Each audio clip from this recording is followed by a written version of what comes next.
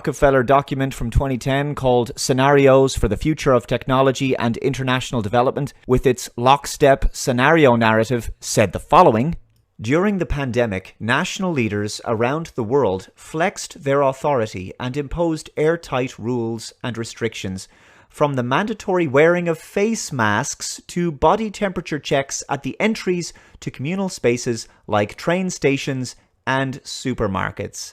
Even after the pandemic faded, this more authoritarian control and oversight of citizens and their activities stuck and even intensified. Again, this was a scenario written in 2010. In order to protect themselves from the spread of increasingly global problems, from pandemics and transnational terrorism to environmental crisis and rising poverty, Hegelian dialectic, problem-reaction-solution, leaders around the world took a firmer grip on power. At first, the notion of a more controlled world gained wide acceptance and approval. Citizens willingly gave up some of their sovereignty and their privacy to more paternalistic states, in exchange for greater safety and stability.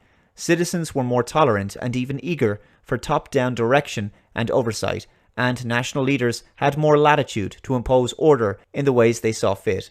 In developed countries, this heightened oversight took many forms: biometric IDs for all citizens, for example, and tighter regulation of key industries, whose stability was deemed vital to national interests. Is any of this sounding familiar? In many developed countries, enforced cooperation with a suite of new regulations and agreements slowly but steadily restored order and, importantly, economic growth. By the way, I found another Forbes article, and this is from 2010.